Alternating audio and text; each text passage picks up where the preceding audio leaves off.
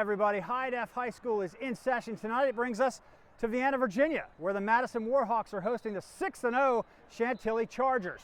This game features one of the best offensive linemen I have seen all year long. They call him Pogo.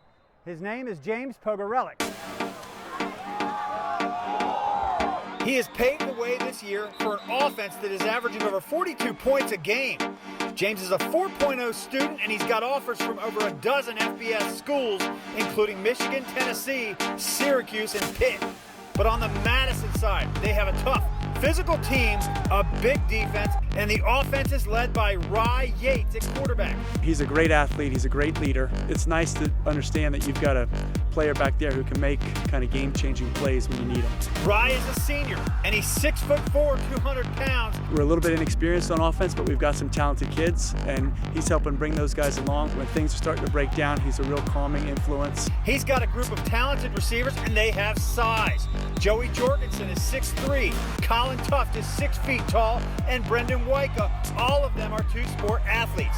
And he's got Remy, who is 6'1". I can always trust any of them. If I need to throw a jump ball up, I know one of my guys is going to come down with it. Madison has played a brutal schedule this year.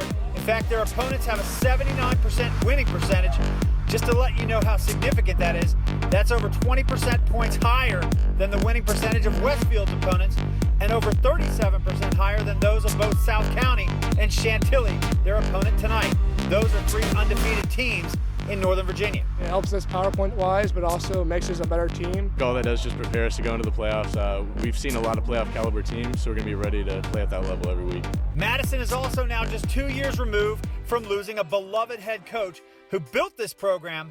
Lenny Schultz was hit by a box truck on the side of the interstate at the Mixing Bowl in Springfield in the summer before the 2017 season. Lenny's with us in everything we do.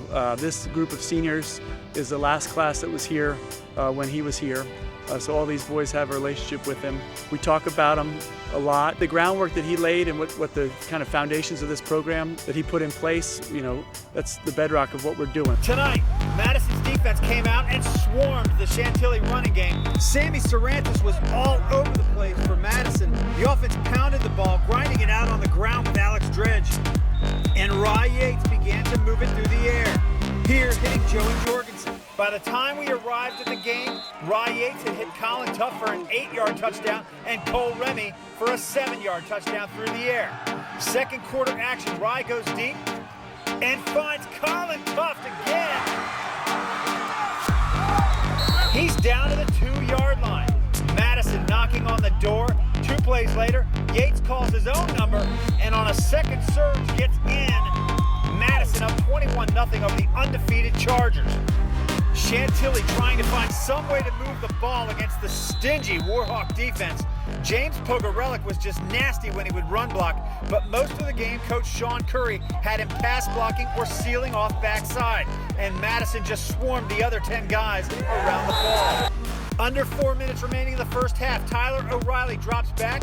He fires deep, finds Darius Clark, who almost drops it, and then he's stripped by Justin Williams at the goal line. Christopher Blanda tries to fall on it for Madison, and it's wrestled away from him. Ends up being a touchdown, Chantilly. It's 21-7 with just 3:39 left. Most of the second half, Chantilly's defense tightened up, but the Madison D didn't give an inch. They smothered just about everything the Chargers tried to do. Here, Dolan Cromley taking Pierre Johnson down. That's a 9-yard loss. Fourth quarter, Yates gives it to Brendan Wyka on the jet sweep.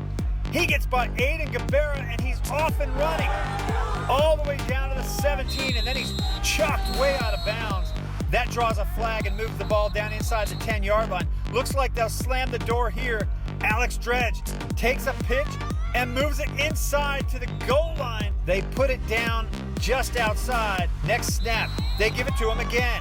And he's clearly in this time. It's 31-7. Big win tonight as Madison works toward trying to prepare for the playoffs with 2 of the previously undefeated teams in the Northern region in their own conference. We had a good plan coming into the game. We knew we could do some things to get behind their safeties, and we just executed. They're a heavy run team, and we're like, we just need to stop the run and make them uncomfortable and make them pass the ball, which I felt like we did a great job with. I think we saw exactly what we expected, but at the end of the day, we just didn't execute well enough.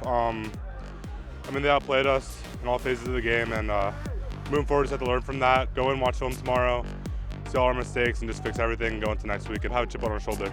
31-7 is the final. Madison moves to 5-3. I would say clearly the best 5-3 team in Northern Virginia. And just like that, there are only 3 undefeated teams left in 6A ball in the state of Virginia. In Vienna, for High Def High School, I'm Joe Ball.